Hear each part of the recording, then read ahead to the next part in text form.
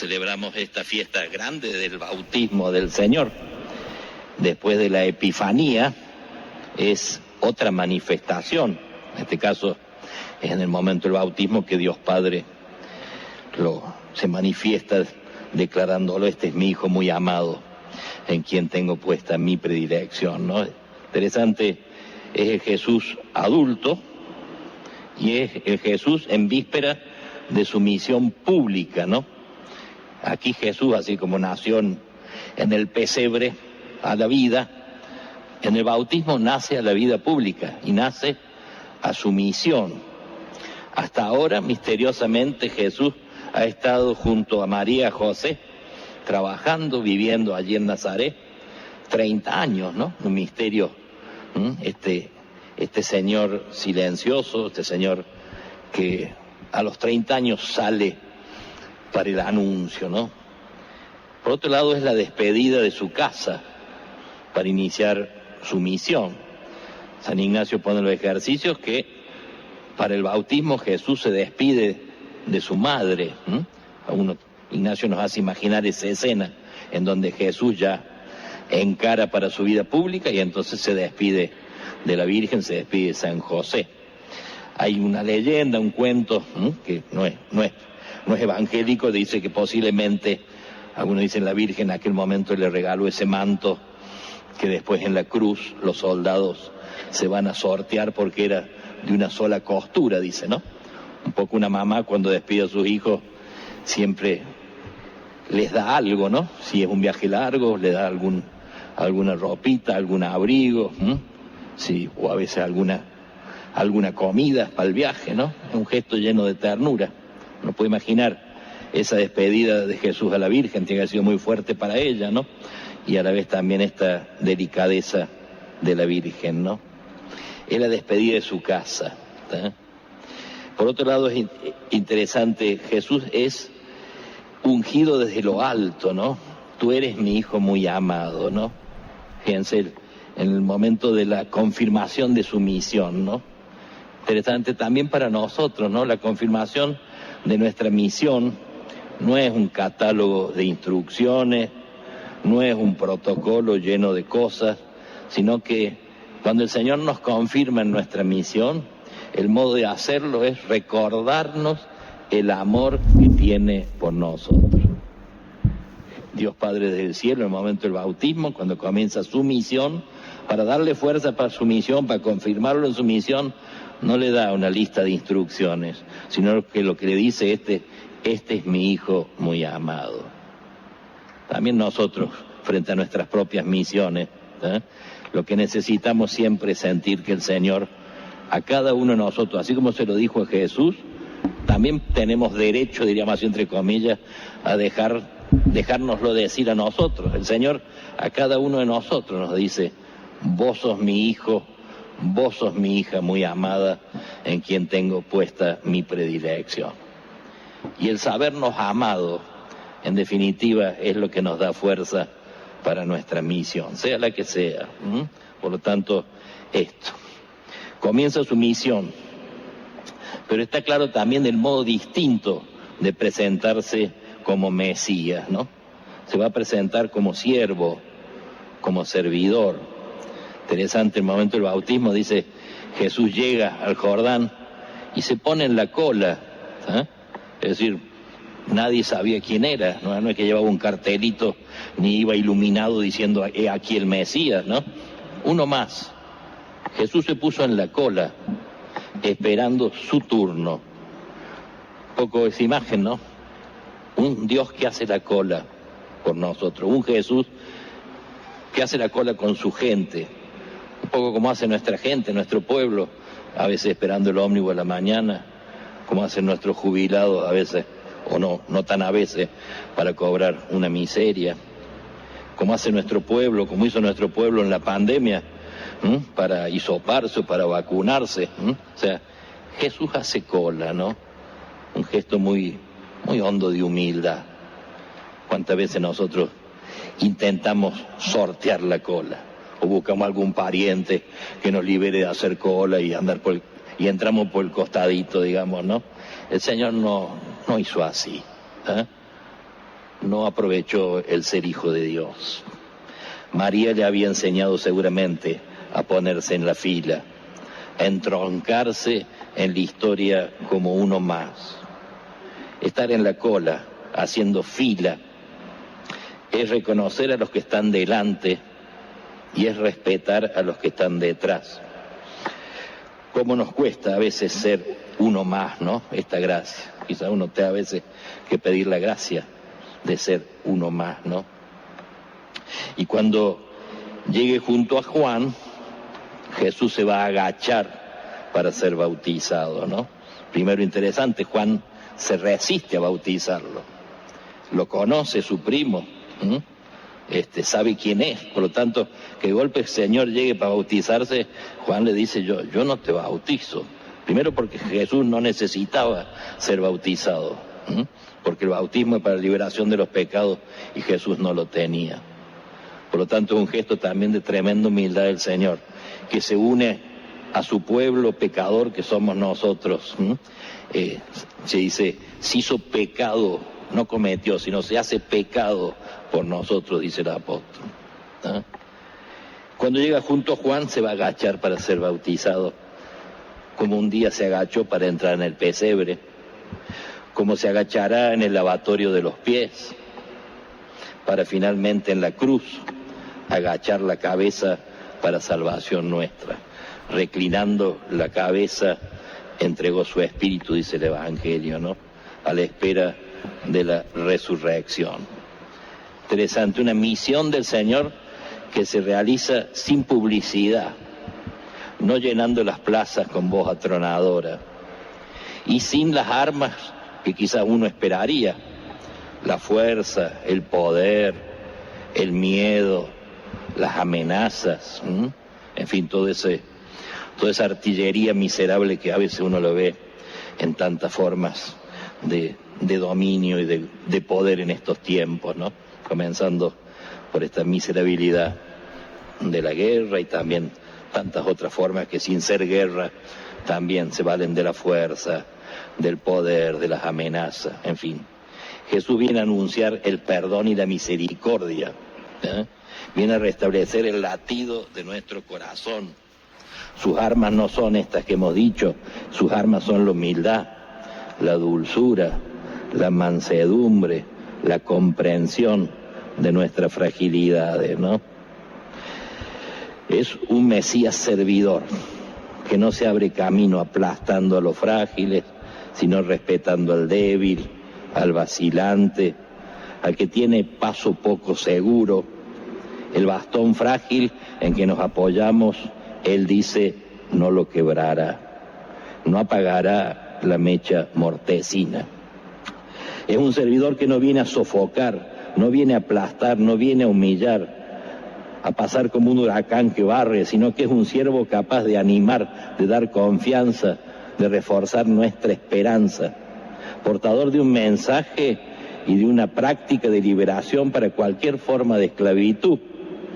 Esa forma a veces de ser prisioneros nosotros, que no pasa por estar encarcelados, ¿no? Sino a veces somos prisioneros de nuestros propios egoísmos, prisioneros del dinero, del éxito, de la vanidad, prisioneros capturados por lo efímero, por cosas muy pasajeras, prisioneros que a veces no vemos el sentido de la vida y que cerramos los ojos al prójimo, ¿no? Estamos aquí en casa de la Beata Tránsito Cabanillas, que para nosotros fue siempre un modelo de tener los ojos muy abiertos al prójimo, especialmente a los más sufridos, ¿no? En fin, esta fiesta del bautismo es una fiesta, un día propicio para revisar nuestro bautismo, ¿no? Nuestra misión. Yo siempre les pregunto, acá digamos no hace falta que contesten, pero sí nos viene bien preguntar, ¿cuándo te bautizaste? Si yo les preguntara a ustedes, no me contesten esta vez, pero ¿en qué fecha te bautizaste? ¿Te acordás? ¿Dónde te bautizaste? ¿Quién te bautizó? ¿Sabes? Capaz que uno escucha esta pregunta y dice, voy a tener que revisar la estampita o el recordatorio, ¿no? Pero posiblemente no ha habido día más grande en nuestra vida que el día del bautismo. Y así como a veces nos recordamos ciertas fechas que no son tan importantes, de cosas de este mundo, sin embargo quizás la fecha más importante de nuestra vida a veces la tenemos medio olvidada. ¿Quién te bautizó? Entonces San Agustín a los 44 años, cuando le preguntaban la edad, decía tengo 4 años. Y en el fondo decir que regresión, ¿no? Que pancito para Freud, dice uno, ¿no? Pero no, es que él fue bautizado a los 40. Yo nací a los 40, dice San Agustín, cuando fui bautizado, se bautiza allí, entre otros con su hijo Deodato, su hijo natural, se bautizan juntos, interesante. Por lo tanto esto, revisar nuestro bautismo, dar gracias por nuestro bautismo, ¿no? Porque además, fíjense, el bautismo es el sacramento más propio de la sinodalidad, porque el bautismo, la sinodalidad es caminar juntos, caminar juntos, una iglesia que vive, que pastorea, no de arriba para abajo, sino juntos. Y el bautismo es el sacramento que nos iguala a todos, y nos iguala con lo más lindo que nos puede pasar, que es ser hijos de Dios. Eso es desde el más importante hasta el más sencillo, todos en el bautismo nos igualamos, ¿no? Por lo tanto esto, me acordaba Dimas Antuña, un poeta uruguayo, tiene en uno de sus libros poesía casi 5 páginas dedicadas a la pila bautismal, donde fue bautizado. Uno puede decir, realmente hay que tener imaginación, ¿no?, para escribir 5 páginas sobre la pila bautismal, pero no le voy a leer las 5 páginas, no se asusten, voy a leerle la síntesis. Dice Dimas Antuña: pila de mi bautismo, madre nuestra, madre mía, dice, ¿no? Como que nací allí en la pila de mi bautismo. Quizá algo lindo que se puede aprovechar la vacación o algún momento, poder volver donde hemos sido bautizados. A veces nos haría bien, quizá alguno lo tiene muy lejos, ¿no? Pero si lo tiene medio a mano, puede hacer bien. Ir a ponernos frente a ese lugar donde hemos sido bautizados y rezar y agradecer allí, frente a este lugar donde hemos sido paridos a la fe, donde comenzamos a ser hijos de Dios. Todo lo que venga después, confirmación, para nosotros el orden sagrado, no es más que completar la gracia del bautismo, ¿no? De tal manera que sin el bautismo los demás sacramentos no tienen validez. El bautismo es la puerta de todos los demás sacramentos, ¿no? Por lo tanto esto. Y dice por ahí algún autor, se debería notar que somos bautizados. Nuestro bautismo tiene que manifestarse, así como el Padre se manifiesta frente a Jesús, allí en el Jordán. Nuestro bautismo necesita ser manifestado. Es un don que debe convertirse en compromiso, en toma de responsabilidad.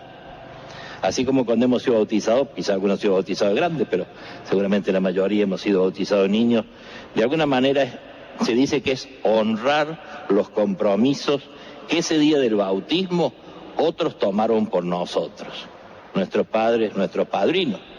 Las preguntas del bautismo las respondieron en nombre nuestro, que éramos chiquitos, chiquitas, respondieron nuestros papás y nuestros padrinos. Pero nosotros tenemos ahora el desafío de hacernos cargo de esa respuesta que dieron nuestros papás y nuestros padrinos.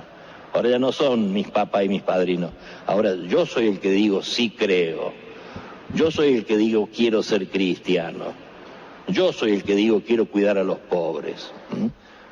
En fin, honrar los compromisos que otros tomaron por nosotros, hacerlo nuestro, ¿no? O sea, decía algún autor lindo, el día que fui bautizado tenía la fragilidad de ese hilito de agua que cae sobre la cabeza del niño. Hoy vengo a pedirte y a preguntarte, uno puede imaginar frente a la pila bautismal, ¿no? Hoy vengo a pedirte y a preguntarte si en vez de ese hilito de agua me he convertido en río, si en vez de ese fueguito frágil soy fuego que enciende otro fuego. Que no deleguemos en el certificado del párroco la prueba de que estamos bautizados. que lo certifique nuestra vida. La gente, no tanto por lo que hablamos, sino por lo que vivimos, debería percibir que nosotros somos bautizados.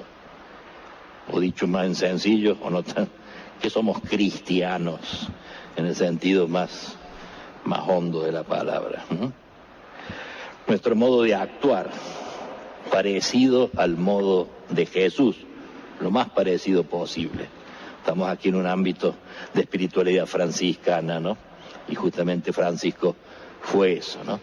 Se dice que ha sido la vida más parecida a la de Jesús.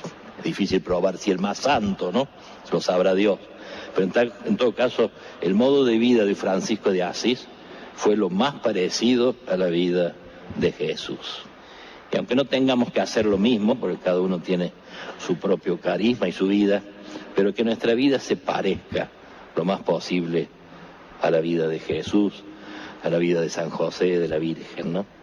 En el sínodo, que ha terminado hace poquito, Radcliffe, que era encargado del retiro de dominico, que ahora el Papa lo ha hecho cardenal, Timothy Radcliffe, él decía que lo primero que sucede en el bautismo es la petición de un nombre, ¿no? Cuando comienza el bautismo, el cura, no siempre, pero se le pregunta a los papás, ¿no? Si es una persona grande, le pregunta cómo te llamas vos. Si traen a un niñito, lo que preguntan a los papás, ¿qué nombre quieren ponerle a su hijo? ¿Qué nombre le vas a poner a tu hijo? Y esto es importante, ¿no? El nombre. En el bautismo nosotros recibimos el nombre de hijos de Dios. El nombre no es solo una etiqueta que se le pone a los niños para distinguirlos entre sí. Eso me convertiría, dice él, en el número 4, dice Radcliffe. Cada uno dirá qué número de hijo es cada uno de nosotros. Yo diría, yo soy el número 2. Algunos de ustedes podrán decir 7, 8. Nuestro nombre es una señal de que somos atesorados por Dios en nuestra singularidad. El Papa Francisco contrastó la forma en que el emperador romano venía al mundo. Jesús viene al mundo en un censo. Bajan a Belén porque había un censo, o sea, a través de un censo que cuenta los números, contrastando con la de nuestro Dios, querido hermano, querida hermana, para Dios que cambió la historia, dice el Papa, en el curso de un censo. No sos un número, sos un rostro. Cristo no se fija en los números, sino se fija en los rostros, ¿no? Uno puede pensar también muchas de los planteos a veces mundiales de la guerra, a veces también en nuestros planteos, en nuestros gobiernos, muchas veces, digamos así, estamos más viendo los números que los rostros, ¿no? Nos ponemos contentos si los números mejoran, pero quizás justamente los rostros no son nuestra forma de gobierno, comenzando por el de la Iglesia, ¿no? Y siguiendo por el mundo civil, por el mundo de quienes, digamos, buscan el bien común a través del poder. Hay que poner en el centro los rostros, no los números. Lo podamos pedir también nosotros, en nuestra propia misión, en nuestros trabajos, en nuestra familia. Por eso nuestra misión también es nombrar al Dios que nos busca en la oscuridad. Y para atesorar el nombre y los rostros de los demás también. Fíjense, Radcliffe ahí recordaba que los regímenes tiránicos borran los nombres y los rostros. En Auschwitz, el campo de concentración, San Maximiliano Kolbe era el prisionero 16.670. Cuando había que nombrarlo no le ponían el nombre, sino el número. Prisionero 16.670. El presidente de Rusia siempre se ha negado a nombrar al hombre que se le opuso valientemente, Alexei Navalny. Él era simplemente una cierta persona, decía, ¿no? Y del mismo modo, Nelson Mandela se convirtió en el rostro de la oposición al régimen del apartheid. Y así, cuando fue encarcelado, se prohibió publicar una imagen de su rostro. Fue borrado de la memoria pública. Así que cuando después de décadas en prisión le permitieron caminar por la playa, nadie lo reconoció. Su rostro había sido despojado de su poder. Interesante el jubileo, este tiempo que estamos viviendo, que ha inaugurado el Papa hace poquito. El jubileo será un momento de gracia.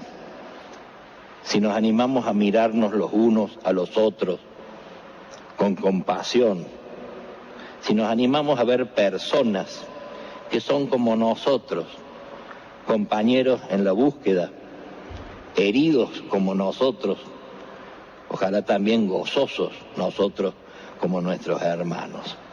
En fin, que hoy día podamos en esta fiesta grande, el bautismo, dar gracias, ¿no? Sentir que el Señor me nombra, ¿eh? Me declara hijo, hija muy amada, ¿no? Eso nos tiene que dar la fuerza del ánimo para hacernos cargo de nuestra misión, para que a través de nuestros gestos, no para la vanidad, quienes están al lado nuestro puedan intuir, percibir, este hombre, esta mujer es un bautizado. Que la Virgen nos acompañe en esta fiesta, que así sea.